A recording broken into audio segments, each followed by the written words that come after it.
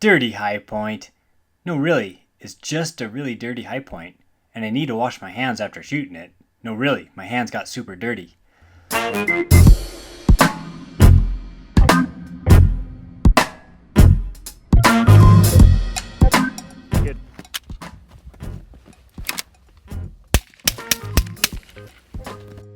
Today we're taking out the super high point, and we're gonna be doing some shooting and testing.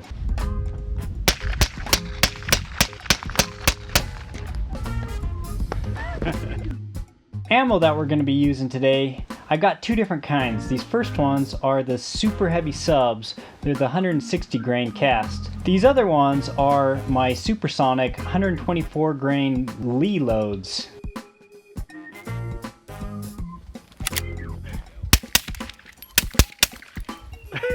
Still was weird.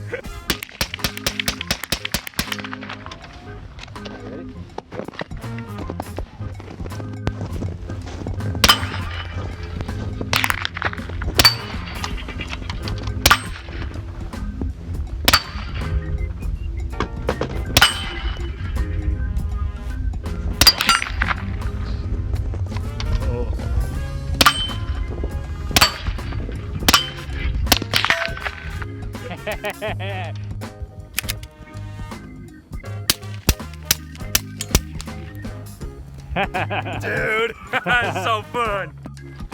There you go. We're being a girl.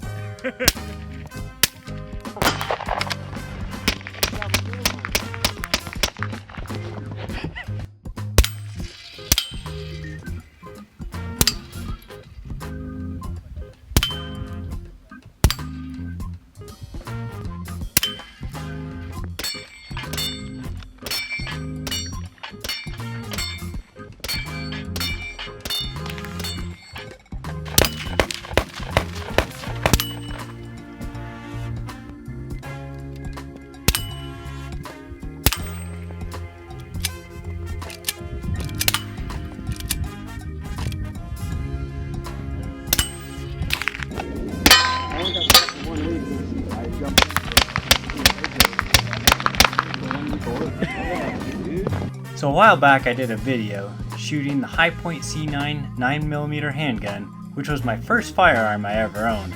It was a gift from my father-in-law several years ago, and it was the catalyst that got me into firearms. When I was making the Hi-Point video, I had a crazy idea that if I got 100 likes on the video, I would go nuts and turn the Hi-Point into a modding project. The video got 100 likes, so I did a kickoff video announcing that I was going to mod the C9. After making that video, I had a machinist buddy in the silencer industry, Jeff D, volunteer to do a bunch of machine work for me for the video. I gladly accepted his generous offer and asked him what kinds of things he could do to a Hi-Point machine-wise. He asked me, well, what do you want to do? He told me to draw up some ideas and send it to him, and he would see what he could make happen. I quickly drew up some ideas in Microsoft Paint, of all things.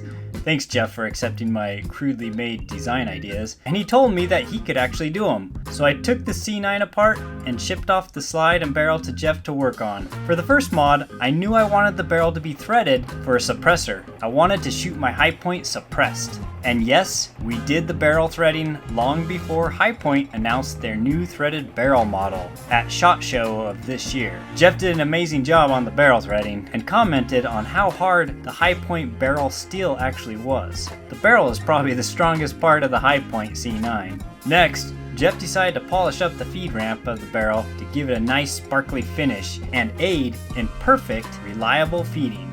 Then on to the slide mods. The sights on the Hi-Point C9 kinda suck. No offense to you Hi-Point owners, but yes, the sights are pretty crappy. Well, how could I make the sights better? Well, I thought about if I added Glock sights, I mean, that would double the value of the Hi-Point, right? Well, maybe not, but at least it would make the gun easier to shoot with some nice suppressor height Glock sights. So Jeff milled out the slide to utilize Glock sights. He had to even machine out a block to plug up the void from removing the rear high point sights. Well, what about if I want to use something other than regular sights? Well, I think a rail would be nice, so I can mount just about anything on top. I asked Jeff about it, and he said he had some spare rail pieces, and so he drilled and tapped the slide on top to mount the Picatinny rail. He also milled out a flat surface on the top of the slide for the rail to sit on. Now I can install that little red dot or reflex sight. A Vortex Venom seems like that would be perfect. After doing the work, I figured a few custom engravings would be nice, like my initials, FLT, as well as a few arrows to point to the bang zone, not to be confused with the Springfield Armory's grip zone. Those arrows are helpful to remind you which end the bang comes out of. And then I decided to add Murica to the slide. Why? Well, that should be obvious. I also thought it'd be cool to get some taco-shaped curves engraved on the slide. You know, for that extra taco grip.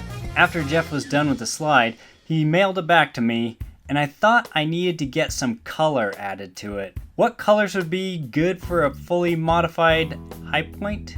Well, I thought gold Cerakote would be perfect. Some hot pink might be a nice accent color too for the barrel and the aftermarket rat rod trigger made by GallowayPrecision.com. After getting the custom colors done, I wanted to do a few last things. The grips. I needed some custom grips to really show the personality of this modded C9. I found some wood grips that I installed, but it seemed like they didn't work quite as well as the plastic grips, so I replaced the wood grips with some skull-coated plastic grips I grabbed on Amazon. The gun looked good, but still needed one last thing to complete the project. A holster. Not just any holster, but a custom holster to hold the high point, or as I might call it from now on, the super high point, with the silencer coat Octane 45 suppressor attached. By the way, due to the high point blowback design, the super high point needs no booster in order to cycle ammo properly when a suppressor is attached. So back to the holster idea. So when I knew I needed a custom holster for the super high point, there is only one guy that came to mind, and his shop is local to me. Jason Christensen from Concealment Solutions is that guy. You should have seen his face when I walked in with my super high point, gold and hot pink, and asked him for a holster made for it. But to his credit, he did deliver. He made me a nice drop leg holster that fits the suppressed high point just dandy. Thanks again, Jason. You're the man. Anybody who is looking for a high quality holster should check out concealmentsolutions.com or give Jason a call and tell him the Super High Point Taco Man sent you. The Super High Point is complete. Well, how does it shoot? Well, let's just say I took it to my birthday party shoot this year and it was quite popular. I ended up shooting that gun more than anything else that I brought. As a side note, I think High Point might be watching my Instagram feed because they just announced their own updated version of the High Point with a threaded barrel.